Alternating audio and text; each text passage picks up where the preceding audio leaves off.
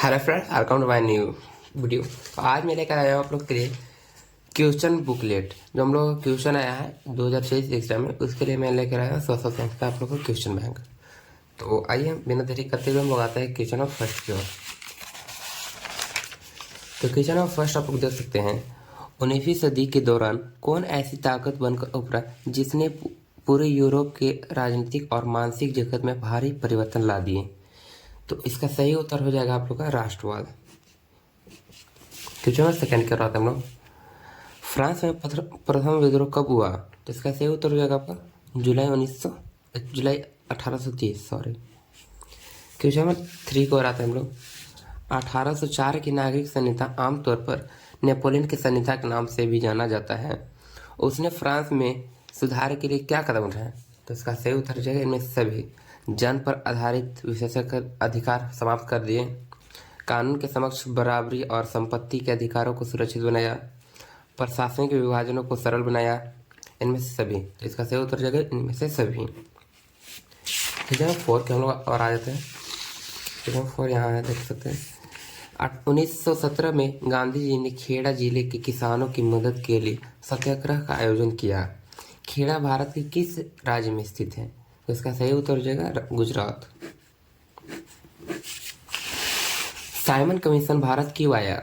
तो Simon commission नई शिक्षा नीति लागू करने नहीं, लगान संबंधित नए कानून बनाने नहीं, संवैधानिक व्यवस्था को कार्यशैली का अध्ययन करने, व्यापार संबंधी कानून बनाने। तो इसका सही उत्तर हो जाएगा संवैधानिक व्यवस्था की कार्यशैली का अध्ययन करने।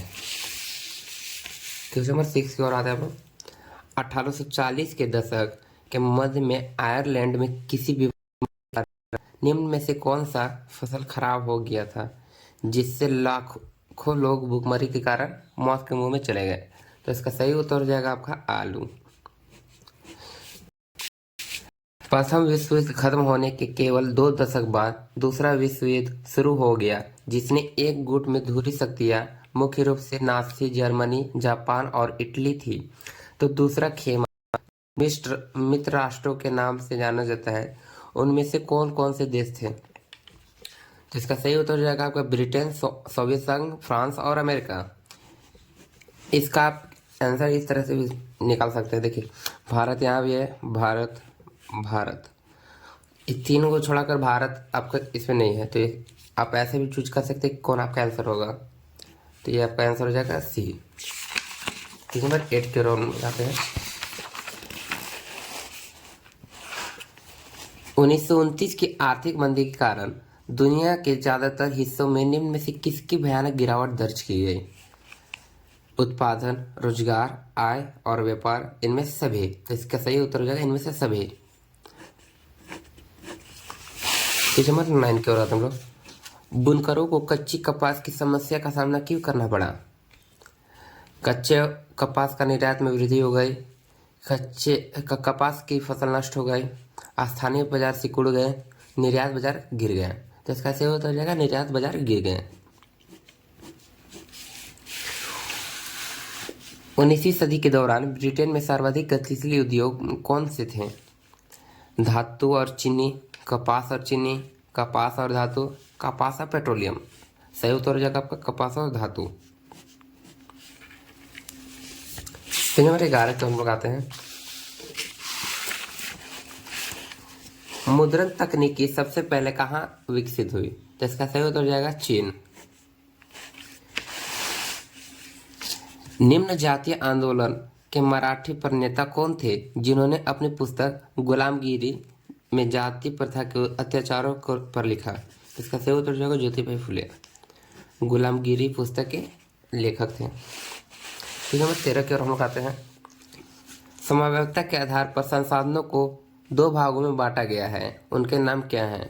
जैव और अजैव, नवीकरणीय और अनवीकरणीय, विकसित और संचित संसाधन, राष्ट्रीय और अंतर्राष्ट्रीय संसाधन। तो इसका सही उत्तर हो जाएगा नवीकरणीय और अनवीकरणीय संसाधन। नंबर 14 की ओर हम लोग आते हैं, संसाधनों के अंधाधुंध शोषण के कारण किस प्रकार के वैश्विक परिस्थितिक संकट पैदा हो गया? भूमंडलीय तापन, ओजोन पर अवक्षय, पर्यावरण प्रदूषण, इनमें से सभी। तो इसका सही उत्तर जो इनमें से सभी। कितना 15 केवल हम लगाते हैं। वनों और वन जीवों के संरक्षण करना क्यों आवश्यक है? पारिस्थितिक विविधता बनी रहती है, जीवन संसाधन, जलवायु और मृदा बनी रहती है, बेहतर जनन के लिए वनस्पति और पशु में जीनी विविधता को संरक्षित करती है, इनमें से सभी। तो इसका सही उत्तर हो जाएगा इनमें से सभी। ठीक है, 16 कर हम लगाते हैं। वन और वन्य प्राणियों का संरक्षण के लिए किस प्रकार के वनों का सर्वाधिक मूल्यांकन माना जाता है? अवर्गीकृत, आरक्षित, कांटेदार, रक्षित। इसका सही उत्तर हो जाएगा आरक्षित। प्रचुर मात्रा में जल उपलब्ध होने के बावजूद जल किन कारणों से प्रदूषित और मानव उपयोग के लिए खतरनाक बनते जा रहे हैं? घरेलू और औद्योगिक अपशिष्टों से मिलने से, रसायनों के अधिक प्रयोग से, कीटनाशकों और कृषि के प्रयुक्त उर्वरकों के माध्यम से प्रयोग से, इनमें से सभी। तो इसका सही उत्तर हो जाएगा इनमें से सभी। क्वेश्चन नंबर 18 की ओर हम लगाते हैं। मानसून के आगमन के साथ जो फसलें बोई जाती है वे किस प्रकार के फसल के अंतर्गत आती है? खरीफ फसल, रबी फसल, जायद फसल, इनमें से कोई नहीं। तो इसका सही उत्तर हो जाएगा खरीफ फसल। पवन और सौर ऊर्जा संसाधनों की बहुतायत भारत के किस राज्य में अधिक पाई जाती है? उत्तर प्रदेश, झारखंड, राजस्थान, मध्य प्रदेश। सही उत्तर हो जाएगा राजस्थान। जल और उर्वरकों के अधिक और अविवेकपूर्ण प्रयोग से किस प्रकार की समस्या पैदा हो गई? जलक्रांतता, लवणता, सूक्ष्म पोषक तत्वों की कमी, इनमें से सभी। इसका सही उत्तर हो जाएगा इनमें से सभी। क्वेश्चन नंबर 21 की ओर हम लगाते हैं। औद्योगिक विकास के रीढ़ के रूप में किस खनिज को महत्वपूर्ण माना जाता है? कोयला, लौह अयस्क, पेट्रोलियम, बॉक्साइट। लौह अयस्क। क्वेश्चन नंबर 22 की ओर हम लगाते हैं।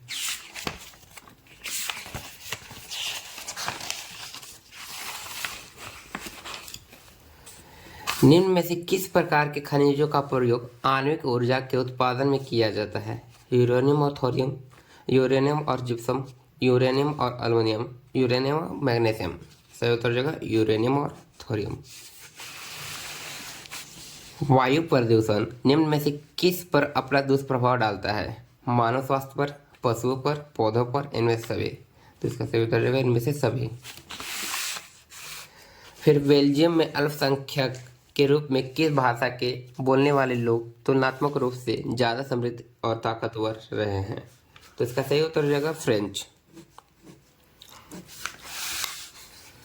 जब 1956 में श्रीलंका में कानून बनाया गया तो उसमें किन किन बातों को जोड़ा गया?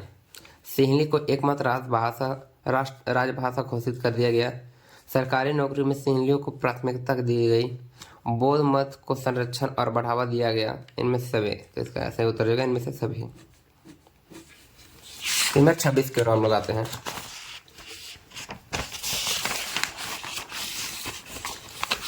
निम्न में से कौन कार्यपालिका और विधायिका द्वारा बनाए गए कानूनों पर अंकुश रखता है? इसका सही उत्तर हो जाएगा न्यायपालिका।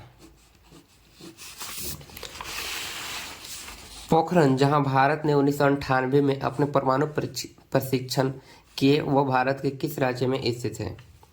राजस्थान, गुजरात, उत्तर प्रदेश, महाराष्ट्र। राजस्थान। नंबर 28 पर लगाते हैं। सामाजिक विभाजन अधिकांशतः आधारित होता है मृत्यु दर पर, विवाह पर, जन्म पर, शिक्षा पर। तो सही उत्तर हो जाएगा जन्म पर। सांप्रदायिक राजनीति इस सोच पर आधारित होती है कि धर्म ही सामाजिक समुदाय का निर्माण करता है। इस मान्यता के अनुकूल सोचना क्या कहलाता है? तो इसका सही उत्तर हो जाएगा धर्मनिरपेक्षता। 30 की ओर हम लगाते हैं। निम्नलिखित में से किस राज्य में शिशु मृत्यु दर सबसे कम है? पंजाब, बिहार, केरल, छत्तीसगढ़। सही उत्तर हो जाएगा केरल। निम्नलिखित में से किसे औसत आय भी कहा जाता है? राष्ट्रीय आय, प्रति व्यक्ति आय, कुल आय, इनमें सभी। तो इसका सही उत्तर हो जाएगा प्रति व्यक्ति आय। सार्वजनिक और निजी क्षेत्र किस आधार पर विभाजित होती है? रोजगार और की शर्तों के आधार पर, उद्यमों के स्वामित्व आधार पर, आर्थिक गतिविधियों के आधार पर या उद्यमों और नियोजन के श्रेणियों के आधार पर। तो सहयोग और जगह और उद्यमों और स्वामित्व के आधार पर। Option number B.